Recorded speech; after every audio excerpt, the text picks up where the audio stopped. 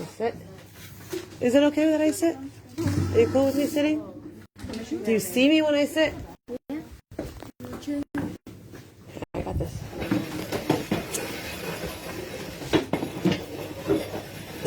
Alright, and now I need... Wait, I have a water bottle. Where did I put it? 1 second. 1 second. It's my tripod. Morning. Where is my water bottle? Hi. I just knew where is it? Hi, how are you? I guess I didn't bring it. Okay. I don't know where it is. Okay. Yeah. Alright, we're going to take some of these books. Here. Alright. Let us begin. Hi, guys. Do we have an attendance sheet? No. They took attendance? You what? Tammy does it. Okay, great. Did you do it? Yeah? No, she didn't do it for this class. Alright. I used to hate attendance. As a teacher, I hated attendance. As a student, I hated attendance. I always hated attendance. So now that someone else does it, I'm happy.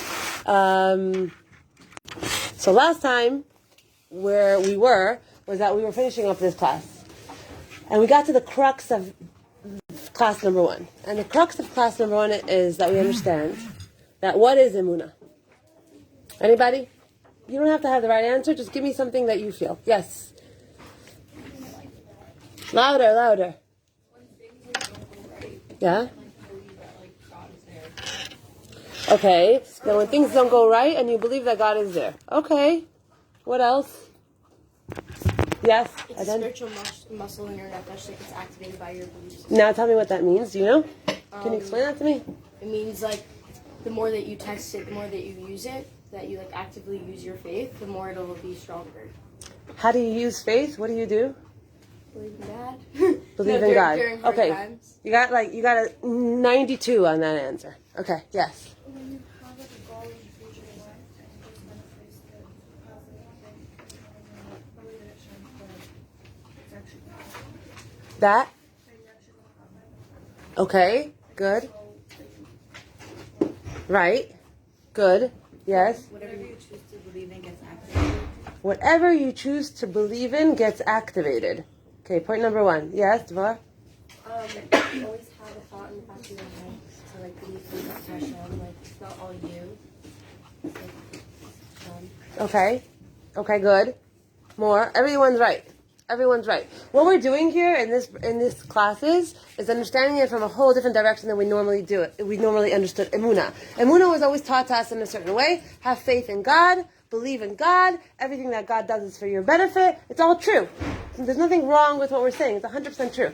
But what we're learning right now are like the way it's structured, the way it works, the way it actually works, and how to get it to work for you.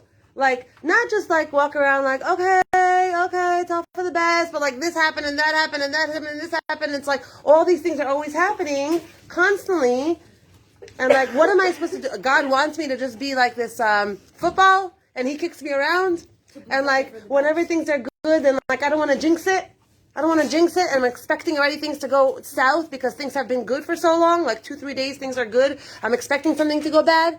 Because that's how we live our lives. We live our lives like that. Like when things are good for a while, people start to get nervous. Right? Because we're anticipating already getting socked in the face with a soccer ball. We're anticipating it. And when I was teaching yesterday, in the other seminary, one of the girls brought up a really good question. She was like, Devor, you're not being realistic. You're not being realistic because it's not realistic to always be like happy and positive. So here's the news. The news is that we're not here to learn about positivity. We're not here to learn about happiness. I mean, we'll touch on happiness later on in the course. Okay, that's class number 4. But we're not getting there right now. What we're talking about right now is the basic things that you need to have in place. And when you have these things in place, you'll see how the things themselves will start working for you. They'll start working for you. You will start to feel different on the inside. You will start to feel a difference on the inside. And all of a sudden, your approach to your life, to the world, to people, will be softer, kinder, more believing, Meaning, when I say more believing, it's not innocent, like, someone can take advantage of me. No, but more trusting of the world. We don't realize how untrusting we are of people, of the world, of our potential, of ourselves, of our future, of our strength, of where we can go, of what we can do, of what we're capable of. We were sold, okay? We were sold on this thought since we're very, very, very, very little kids, okay? And that's one of the reasons why I can't wait for Mashiach. I can't wait for Mashiach. One of the reasons why I can't wait for Mashiach is because, and it's a very strange reason, okay, it's not like what everyone else thinks, like end world, hunger and all those other things. Those things also. But the thing that I most want to I feel very, very strongly about are children. As children, what we teach our children is like that much compared to how much they can absorb when they're little.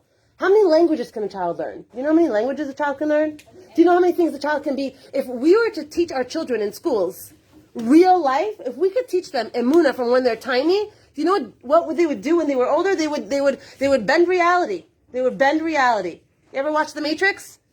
You ever watch the scene in The Matrix where he bends the spoon with his mind? Right? That's bending reality. Technically, we can do that. We have, as human beings, the power to do insane things. We are powerhouses. But we were sold from very, very little to dumb it down. You know what 1 + 1 is when you're in 3rd grade? Yay! You get stickers and lollipops. Dumb it down. The potential that we have as human beings is insane. We got to the moon, for goodness sakes. Okay? The inventions, the creations, the things that human beings have discovered in this world, have created in this world, human capacity is tremendous. Our power is insane. We're just turned off. We're numb. We're walking corpses oftentimes. The food that we eat makes us very, very, very sluggish, confused, scattered.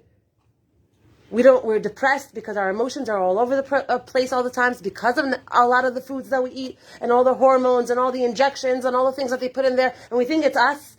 I think I'm the messed up one. Now I need medication and I need all these things because I'm messed up. No.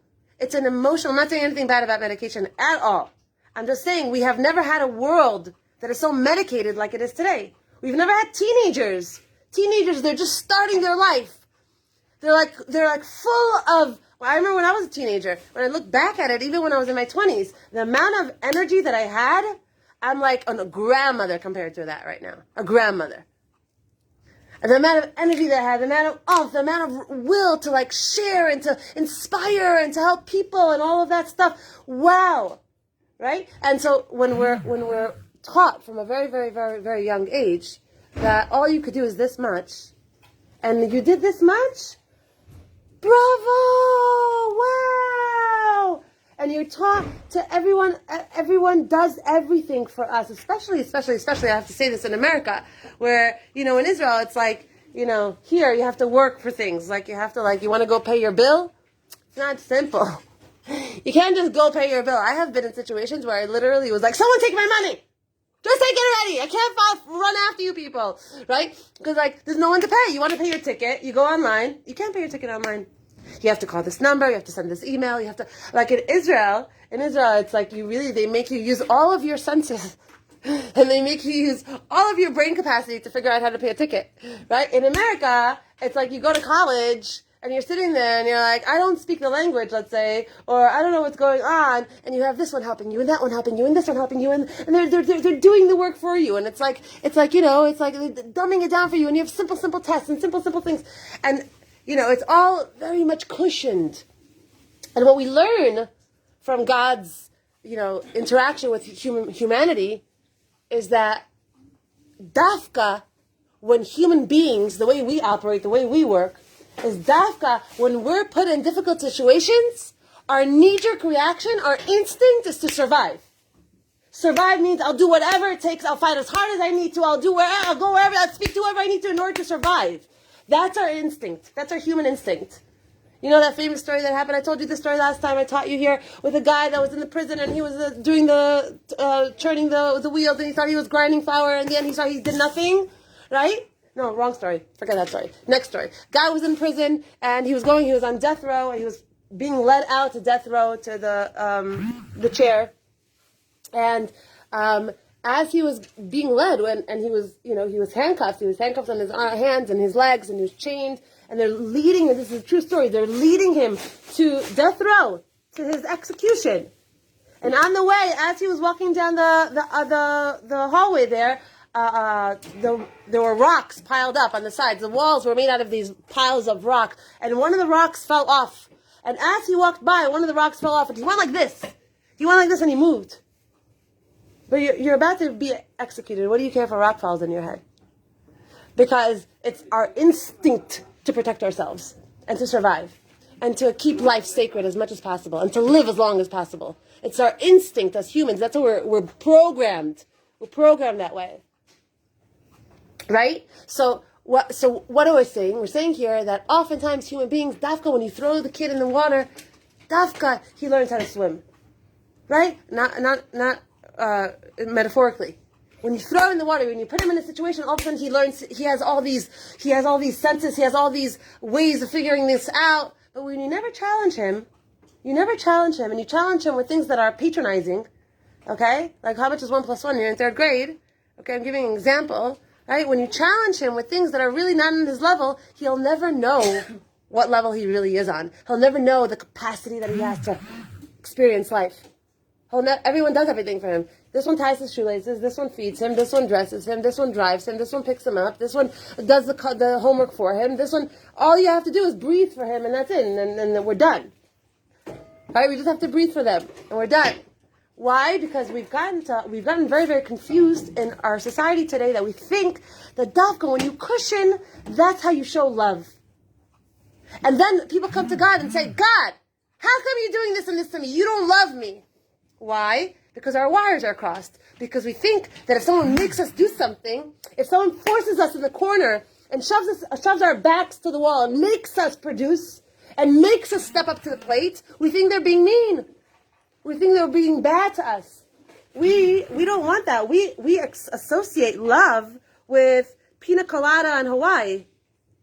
That's how we associate love. We don't associate love with what we feel is harsh. That's harsh. Okay? Premise number 1. When you are going through a hard time in your life, number 1, you have to know this.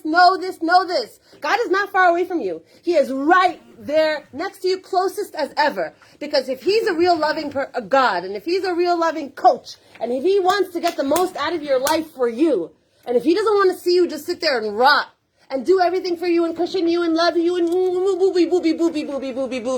booby all day, okay? But he says, I know you could do this. No, I'm scared. I don't know if I could do this. I know you could do this. And he gives us a little bit of a kick in the rear end, right? What's really love? That's the question. Question is, what is really love? When you love someone, how do you treat them? You want them to be best. You want them to be the best version of themselves. Yeah, so what do? You push them to not to their limits, but you push them because you know they're capable of doing this. Okay. You don't want to just give them everything because they'll never grow and they'll never appreciate anything. Right? And how often is it that, as a mother, I'll just tell you, right? You see your kids and you just want to do it for them. It's like, it's crazy. You just want to take care of everything for them. Everything. And then what happens to these moms? They get older, and those kids get older, and then what happens to them? Ask for help. What happens to those kids? Oh, they don't love their moms anymore. They're spoiled. They're deserving. They expect. They're not. What's it called? They're chutzpahdik, right?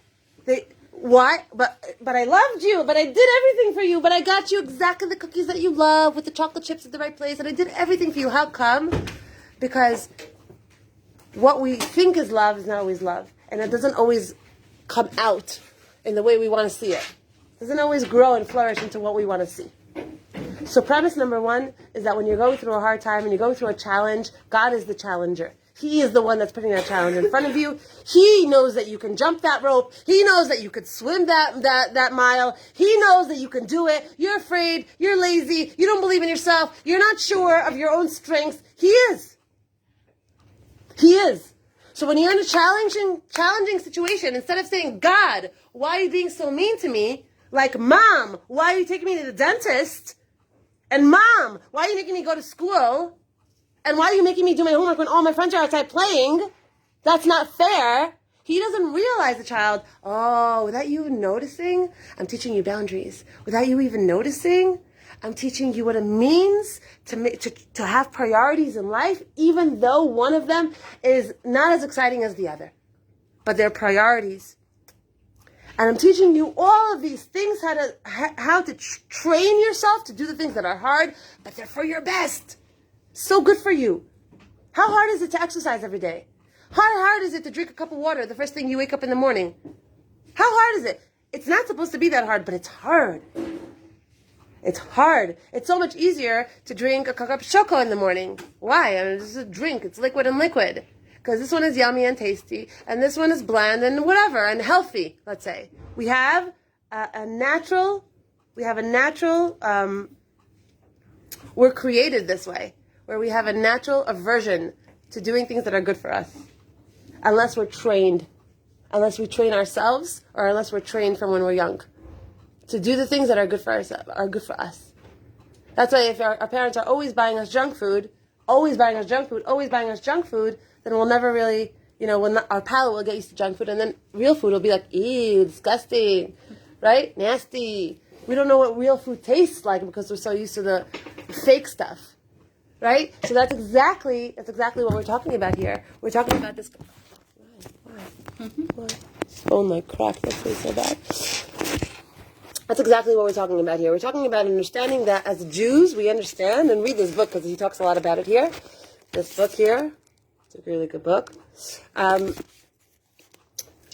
a lot about this idea that let's stop being so confused about what's true and what's not true. Let's stop being angry at God when He's doing it for our best and He's lifting us out of the gutter.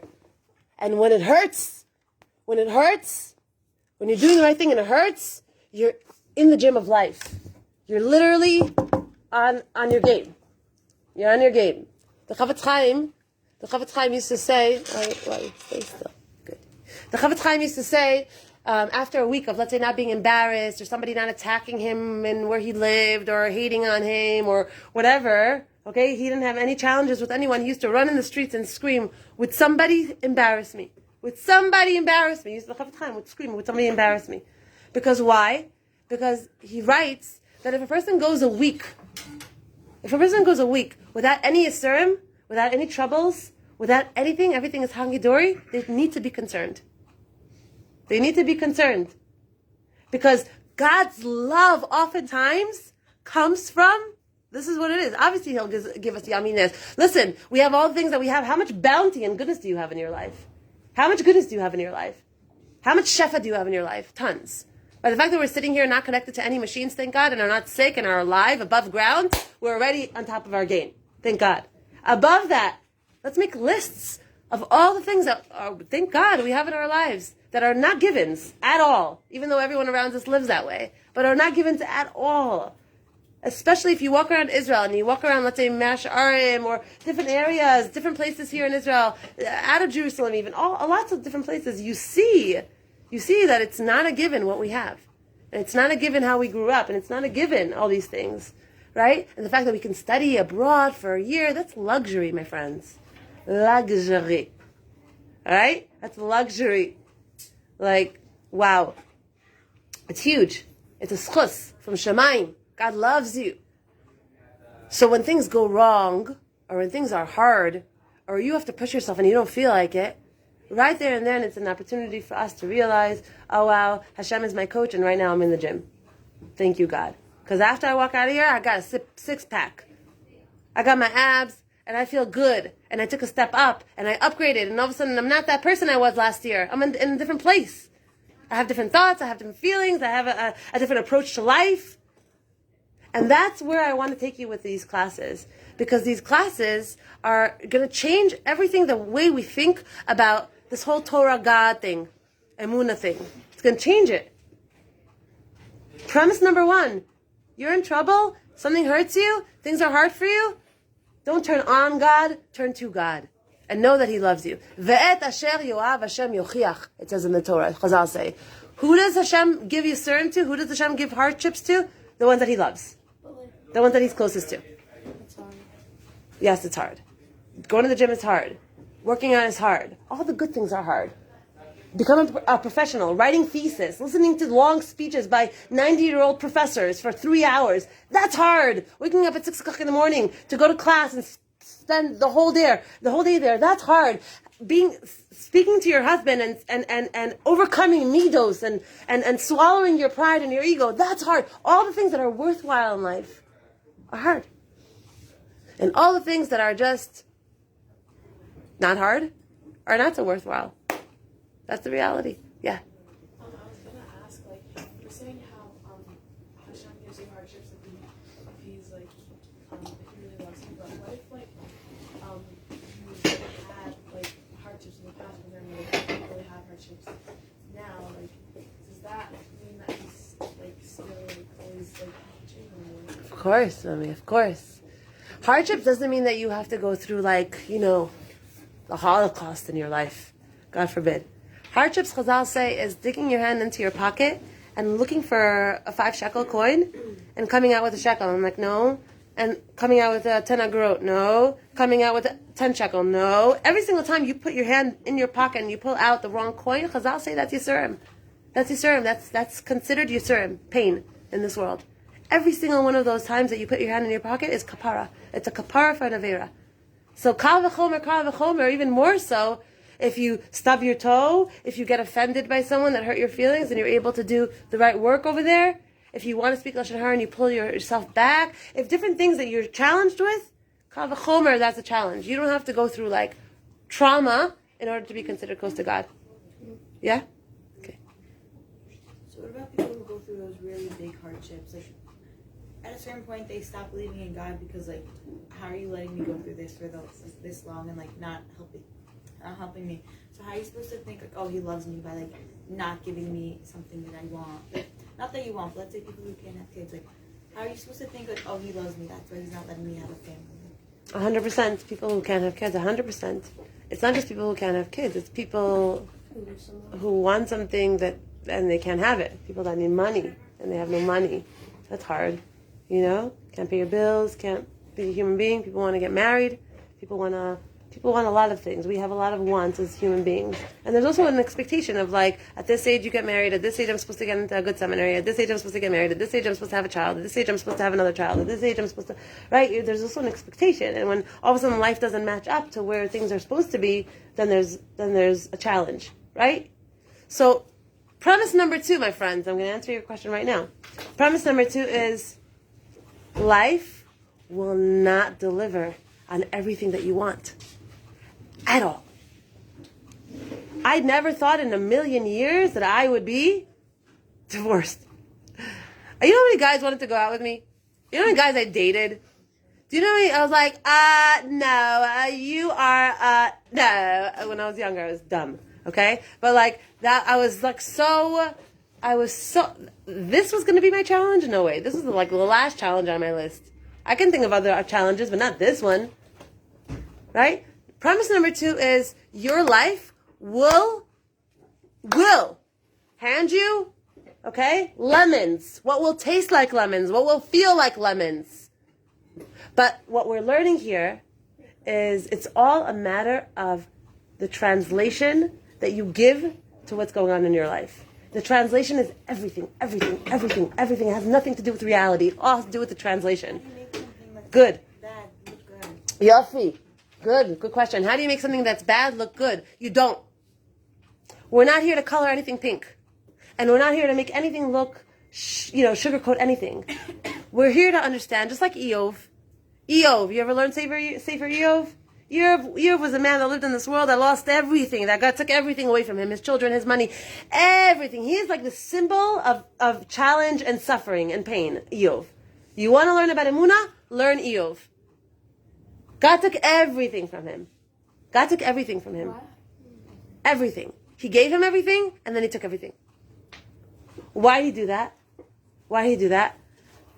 What happens to Eov, we're not going to get into Eov right now, but what happens to him because of all this challenges and all the pain and all the things that he goes through, all of a sudden all this stuff comes out of him. All these things come from him. All this literature, everything that he wrote, all these conversations that he had with God, everything, all the brilliance of this person and the beauty of this person came out. Now, he could have easily crawled into a little shell and died. Easily. Any human being that would have gone through what he went through today probably would have done that. But the strength of why do we have these people? Why do we have these characters in Torah, in Tanakh? To show us it's attainable. To show us that a human being, exactly, can reach heights like that. Avraham Avinu gets the message that his son, the one that he actually loves, I mean, he loved both of them, but the one that he actually had future, hope for the future, he had to bring him up as a car. He had to sacrifice him. He had to kill him. He had to slaughter him. Can you imagine slaughtering a turkey right now?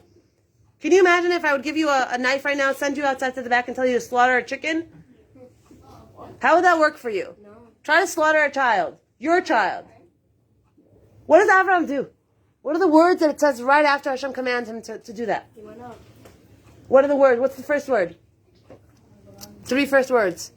Vayishkem, Avram, Baboker. What does that mean? What does that mean? He was willing to do it. He got up earlier just to do this. He turned off his brain.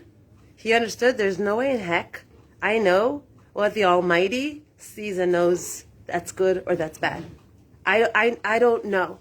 And it got to the point where his Emunah was so thick and so strong. Doesn't mean that he didn't have feelings. He had feelings. He had emotions. He was fighting. If you learn the Medrash, you see the fighting that goes on in Avram's heart as he's bringing up Yitzchak. And he's not even telling him that it's him as the Karban yet. It takes him a while to tell him. The whole thing is crazy. You see the struggle, the internal turmoil that goes on in Avraham Avinu. We are human beings, but we're also at the same time, we're able to get to levels through our challenges, and this is the answer to your question, that nothing in the world, no amount of sugar, money, planes, Disneyland, fun, can get us there, to a human being. No amount of things like that can get us to where pain and suffering that we will experience in our lives, that we've experienced since the day we were born and we will continue to experience to the day we die, because those are the things that strengthen us. Strength, internal strength, power, to be able to get through life and not break by every single thing that doesn't go your way.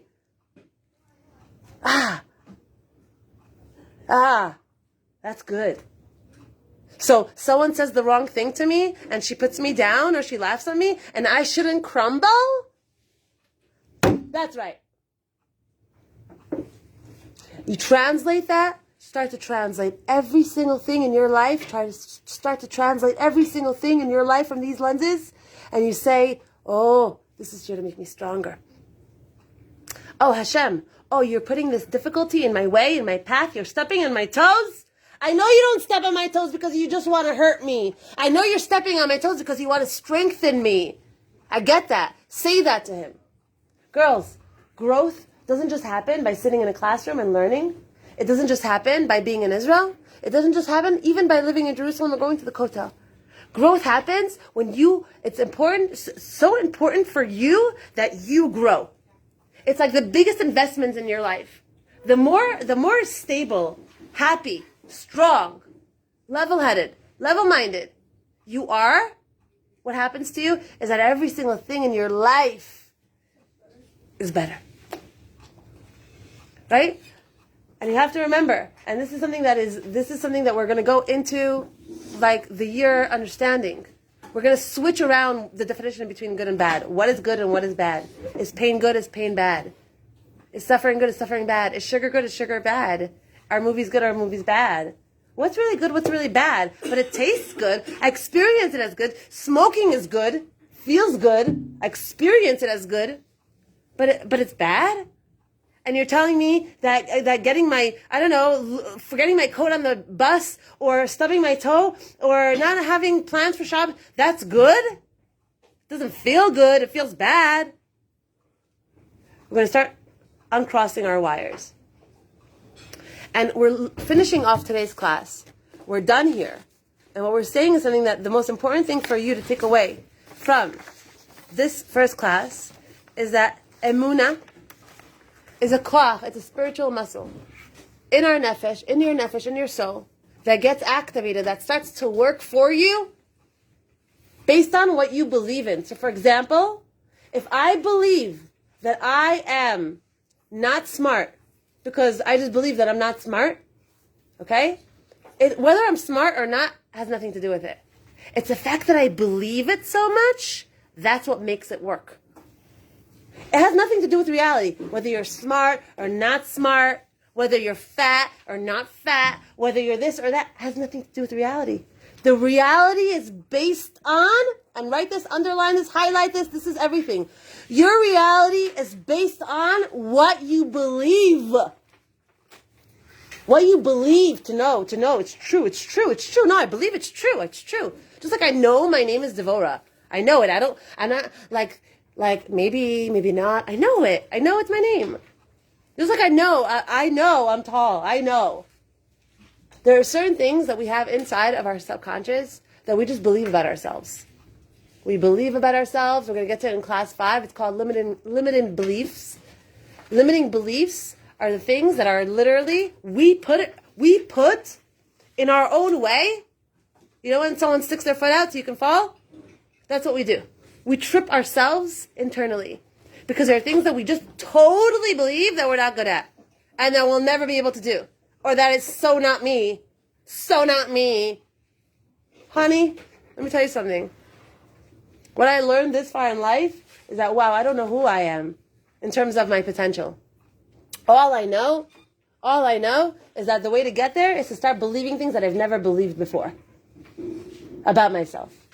What do you want for yourself? Where do you want to see yourself? How do you want to see yourself? In what capacity? Don't tell me, but how, but it's not me, but I don't have what it takes, but I'm not smart enough, wealthy enough. Don't tell me any of those things. What do you want? If I could tell you right now, whatever you tell me you want to see in your 20-year-old self, right now I'm going to give it to you. Tell me one thing you want to see in your 20-year-old self. Anything. Strength. What kind of strength? Clarity, contentness. Clarity, contentness, and strength. Done.